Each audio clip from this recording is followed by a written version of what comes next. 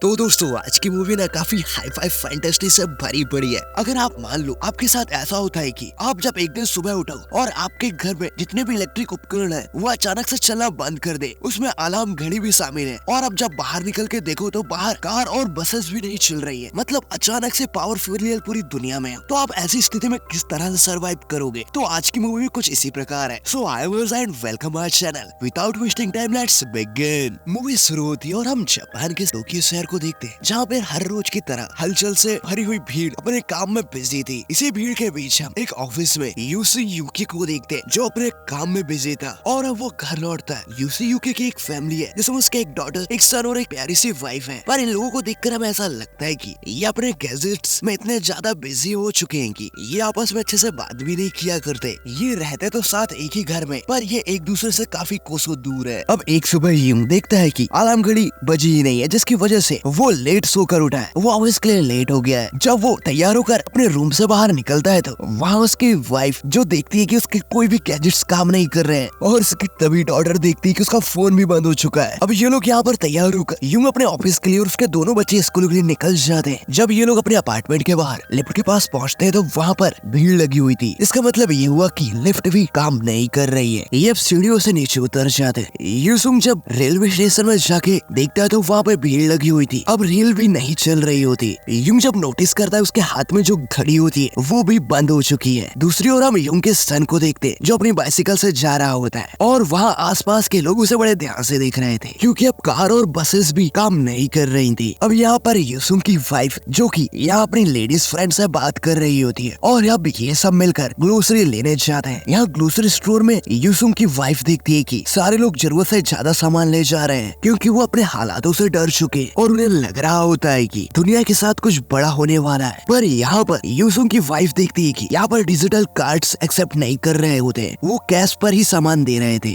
ये सुनकर सारे लोग वहाँ पर जो मौजूद होते हैं वो दौड़कर एटीएम के पास जाते हैं, पर वहाँ जाकर देखने पर उन्हें पता चलता है कि एटीएम मशीन भी अब काम नहीं कर रही है। अब हम यूसुंग को देखते हैं जो कि ऑफिस में जा रहा था। यहाँ पर वो देखता है कि उसके ऑफिस का गेट ही ओपन नहीं हो रहा है क्योंकि वो सब इलेक्ट्रिसिटी से चला करते थे, और अब इलेक्ट्रिसिटी तो है ही नहीं। वो किसी तरह उस गेट को ओपन करके अपने ऑफिस में चले जाते हैं। यहाँ यूसुंग देखता है कि उसके ऑफिस के कंप्यूटर्स और सारे इलेक्ट्रिक गैजेट्स काम नहीं कर रहे हैं। अब वो काम नहीं कर सकते थे, तो अब ये लोग घर लौट जाते हैं। यहाँ यूसुंग एक साइकिल स्टोर पर देखता है कि अब साइकिल के दाम अचानक से बढ़ चुके हैं क्योंकि और कोई व्हीकल्स रोड पर नहीं चल रही है, तो साइकिल से सब यूज कर रहे हैं, जिसकी डिमांड अब हाईली बढ़ चुकी है। पर किसी तरह यूसुंग एक साइकिल अपने लिए ले आता है और उससे वो घर पहुँच जाता है। अब यहाँ रात में यूसुंग की फैमिली साथ मिलकर कैंडल डिनर करते हैं। अब कोई भी उपकरण नहीं चल रहा होता, इसके चलते यूसुंग के बच्चे बोर हो जाते हैं और ये साथ मिलकर तारों को देख रहे थे। अब चारों ओर ब्लैकआउट होने की वजह से टोक्यो सिटी में भी तारे साफ साफ दिखाई दे रहे थे। ऐसा नजारा इन लोगों ने पहले कभी नहीं देखा था। अब इसी तरह इन लोगों को 3 दिन बीत जाते हैं। अब टोक्यो शहर के हर एक व्यक्ति की लाइफस्टाइल बदल चुकी है। ये जब पहले वॉशिंग मशीन में कपड़े धुला करते थे, अब इन लोगों को हाथों से कपड़े धुलना पड़ता है। मतलब कि ये लोग जो अपने गैजेटों में निर्भर रहा करते थे वो आज खुद से काम कर रहे हैं। इधर हम यूसुंग को देखते हैं जहाँ पर उसका बॉस उसे कह रहा था कि जब तक ये ब्लैकआउट खत्म नहीं हो जाता तब तक तुम लोग ऑफिस नहीं आओगे। जिस पर यूसुंग कहता है कि तो हमारी सैलरी का क्या होगा, हम बिना पैसों के अपनी लाइफ कैसे जी पाएंगे। जिस पर यूसुंग का बॉस उन्हें कहता है कि अभी की कंडीशन देखकर तो हमें ऐसा लग रहा है कि लोगों का सर्वाइव करना भी मुश्किल हो जाएगा, उन्हें खाना व पानी की चिंता करना चाहिए। और यूसुंग देखता है कि उसका बॉस अपनी फैमिली के साथ टोक्यो शहर से बाहर अपने गाँव जा रहा है। अब इन हालातों में डैमों में पानी भी खत्म हो चुका था क्योंकि वो इलेक्ट्रिसिटी ना होने की वजह से रिफिल हो ही नहीं पाए। इन हालातों की वजह से सारे लोग काफी परेशान हो जाते हैं। अब एक दिन यूसुंग के बच्चे देखते हैं कि उनके नेबर्स भी अपने अपार्टमेंट खाली करके यहाँ से जा रहे हैं। अब यूसुंग की फैमिली भी ये फैसला करती है कि हमें यहाँ से चले जाना चाहिए। वो अपना सारा सामान पैक करके साइकिलों में निकल पड़ते हैं। अब ये रास्ते से जाते हुए देखते हैं कि खाने व पीने का सामान बहुत ज्यादा महंगा हो चुका है। अब ये लोग ना एयरपोर्ट की ओर जा रहे होते हैं। इन्हें कहीं से पता चला था कि अब भी कुछ फ्लाइट्स एयरपोर्ट से पैसेंजरों को ले जा रही हैं। ये लोग जब एयरपोर्ट पहुंचकर देखते हैं तो वहाँ पर काफी भीड़ होती है, मतलब कि इन्हें ये खबर गलत मिली होती है। यहाँ कोई भी फ्लाइट काम नहीं कर रही थी। अब इनके पास जो खाना बचा हुआ था ये लोग खाकर सो जाते हैं। नेक्स्ट डे हम लोग देखते हैं कि यूसुंग के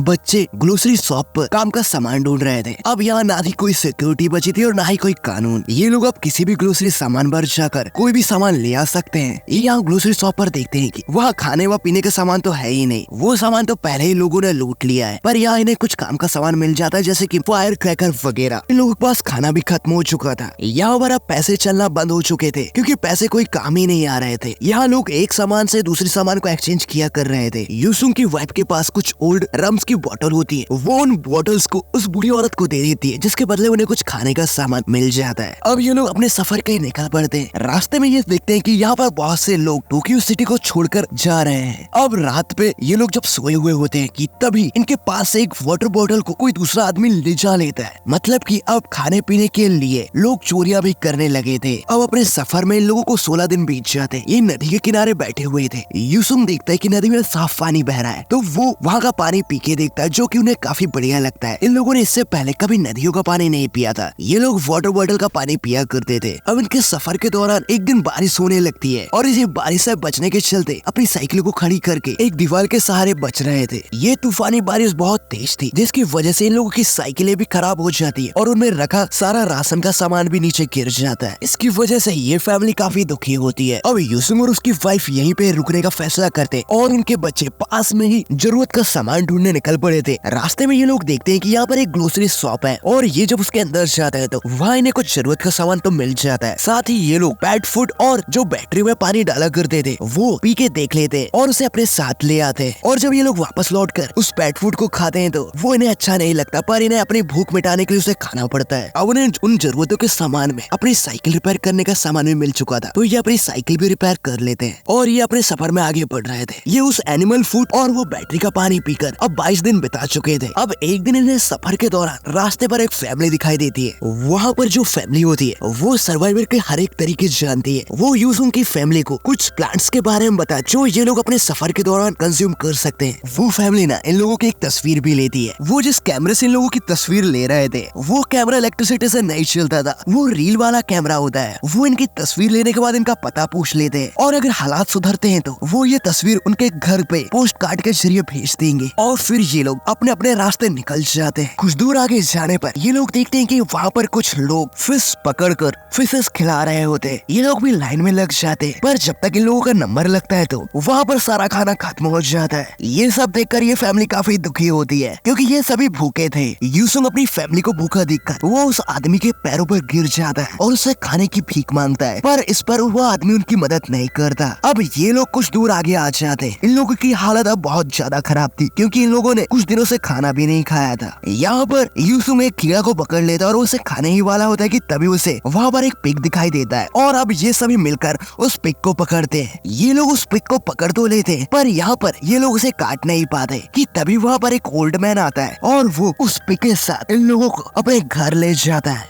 यूसुंग और उसकी फैमिली अब उस ओल्ड मैन के घर पे थी। ये लोग वहाँ पे बहुत अच्छा खाना खाते। इन्होंने काफी दिनों बाद इतना अच्छा खाना खाया था। अब ये यहाँ पर कुछ हफ्तों तक साथ ही रहते हैं। ये मिलकर उस बूढ़े आदमी की मदद करते हैं। वो बूढ़ा आदमी बहुत अच्छा होता है, वो इन लोगों की मदद करता है। अब यहाँ पर ये लोग इतने दिनों तक रहते, ये यहाँ पर खुशी से रह रहे थे। अब एक दिन ये सभी अपने फादर के पास गाँव जाने का फैसला करते हैं और जब ये लोग जा रहे होते तो वो बूढ़ा आदमी इन्हें खाने का सामान और पानी कुछ दे देता है तो कि इनकी रास्ते में मदद करेगा। वहाँ से निकल पड़ते हैं। अब ये लोग कुछ दूर आगे जाने पर ये रास्ते पे देखते हैं कि सामने एक नदी है जो कि उस मैप पे नहीं थी। जो मैप इनके पास होता है ना वो ओल्ड हो चुका था। अब इसकी वजह से ये लोग परेशान होते हैं। तभी यूसुंग को आइडिया आता है कि वहाँ पर पड़ी लकड़ियों से वो एक राफ्ट बनाता है और वो उस राफ्ट के जरिए अपना खाने का सामान रख कर दूसरी ओर चले जाते हैं। पर उनकी साइकिल इसी तरफ रह चुकी थी तो वो राफ्ट लेकर फिर वापस आते हैं और अपनी साइकिल ले जाने का फैसला करते हैं। पर तभी अचानक वहाँ बारिश होने लगती है जिसकी वजह से उस नदी का वाटर लेवल इंक्रीज हो जाता है। तेज बारिश के होने के चलते उस नदी की धारा बढ़ चुकी थी, यानी उसका बहाव तेज हो गया था, जिसकी वजह से यहाँ पर यूसुंग उस नदी के बहाव के साथ बह जाता है। उसका सन किसी तरह तो बच जाता है, पर यूसुंग उस बहाव के साथ आगे बह चुका था। अब कुछ देर बाद हम देखते हैं कि यूसुंग की फैमिली उसे ढूंढ रही है। यहाँ पर जो यूसुंग का सन होता है ना, मतलब कि उसका बेटा, उसे एक विक मिलता है जो कि यूसुंग अपने सर में पहना करता था। इससे ये पता चलता है कि अब यूसुंग उस नदी के साथ बह गया है और इन लोगों को लगता है अब यूसुंग नहीं रहा, जिसके चलते ये लोग यहाँ पर रोने लगते हैं। अब ये अपने पिता और हस्बैंड को खोकर दुख से आगे बढ़ रहे थे। ये रेलवे ट्रैक पर चल रहे होते हैं कि तभी इनके बैग पर जो मीट रखा हुआ होता है ना, उसकी स्मेल से कुछ डॉग इनकी ओर आ जाते हैं और वो डॉग यूसुंग की वाइफ के पीछे जो बैग रखा होता है उस पर झपट पड़ते हैं, जिसकी वजह से वो रेलवे ट्रैक से नीचे गिर जाती है और उसे उसके पैर में चोट आ जाती है। यहाँ यूसुंग की वाइफ को उसके डॉटर उसका सन ऊपर लाता है और उसे कंधे पे बैठा के ले जा रहे होते हैं। वो कुत्ते अब भी इनके पीछे लगे हुए थे। ये लोग यहाँ पर डर जाते हैं क्योंकि उनके पीछे कुत्ते लगे थे कि तभी अचानक वहाँ पर एक ट्रेन ट्रेन आती है और ये ट्रेन देखकर खुश हो जाते हैं। ये ट्रेन ना कोयले से चलने वाली होती है, जिसकी वजह से ये अभी काम कर रही थी। ये लोग उस ट्रेन में बैठ जाते हैं और ये अब आगे जा रहे थे। दूसरी ओर हम नदी के किनारे एक डेड बॉडी को देखते हैं जो कि यूसुंग की होती है। वो अभी मरा नहीं होता, पर उसकी हालत भी कुछ सही नहीं थी। वो लड़खड़ाते हुए आगे बढ़ता है और आगे बढ़ते हुए एक ट्रैक्टर के पास जाके बैठ जाता है। बहुत ज्यादा थका हुआ था। यूसुंग वहाँ बैठा ही हुआ होता है कि तभी उसके सामने से एक ट्रेन जा रही होती है और वो ट्रेन देखकर उसके पास जो फायर क्रैकर होता है उसे जला लेता है और उससे धुआं निकल रहा था। यहाँ हम ट्रेन में देखते हैं यूसुंग की फैमिली को, जहाँ पर उसकी वाइफ उस धुएं को नोटिस कर लेती है। उसे पता था कि उसके हस्बैंड के पास ही एक फायर क्रैकर था और वो यहाँ पर ट्रेन को रुकवा देते हैं और अब यूसुंग भी उस ट्रेन में बैठ चुका है। यहाँ यूसुंग की फैमिली यूसुंग को पाकर काफी खुश होती है। अब कुछ समय तक ट्रेन चलती रहती है। ये लोग अपने फादर के गाँव पहुँच चुके थे। इन लोगों को इस तरह रहते हुए 108 दिन से ज्यादा हो चुका था। यहाँ पर उन्हें बीच के किनारे उनके फादर मिल जाते हैं। अब इन लोगों को 2 साल 126 दिन इस गांव में रहते हुए बीत चुके हैं, मतलब कि 847 दिन, और ये यहाँ पर खुशी से रह रहे हैं। यूसुंग और उसका बेटा अब मछलियाँ पकड़ा करता है और यूसुंग की डॉटर अपने लिए एक बुनाई का काम करना स्टार्ट कर दी है और ये इसी तरह यहाँ खुशी से रह रहे थे। एक सुबह हम लोग देखते हैं कि यूसुंग को उसके अलार्म घड़ी की आवाज सुनाई दे रही थी और जब वो जाके देखता है तो उसकी अलार्म घड़ी चलने लगी थी। कुछ देर बाद उस गाँव का स्पीकर भी बजने लगा था और वहाँ पे लाइट आ चुकी थी, मतलब कि अब ये ब्लैकआउट खत्म हो चुका है। और इसके बाद ये लोग टोक्यो पहुंच चुके हैं, जहां पर अब सारे उपकरण काम करने लगे थे, जिसमें बसें और कार्स भी शामिल थी। यहाँ पर टोक्यो में न्यूज चल रही होती है कि ये ब्लैकआउट सन की यूवी रेस की वजह से हुआ है या फिर किसी देश ने हम पर साइबर अटैक किया था जिसकी वजह से ये ब्लैकआउट हो गया था। पर इसका असली रीजन कोई नहीं जानता कि ये ब्लैकआउट किस वजह से हुआ था। और यूसुंग और उसकी फैमिली घर वापस लौटकर काफी खुश थे। अब ये एक दिन अपने अपार्टमेंट के बाहर होते हैं कि तभी वो पोस्ट कार्ड आ जाता है जो उस फैमिली ने इनकी पिक्चर्स ली थी और उन्हें भेजा था। ये उस फोटो को देखकर इमोशनल हो जाते हैं और ये मूवी यहाँ पर समाप्त हो जाती है। तो दोस्तों मैं उम्मीद करता हूँ आप लोगों को मेरा एक्सप्रेशन पसंद आया होगा। अगर थोड़ा भी पसंद आया तो दोस्तों लाइक और चैनल को सब्सक्राइब कर सकते हो यार। अब मिलते हैं नेक्स्ट वीडियो में, तब तक के लिए बाय बाय।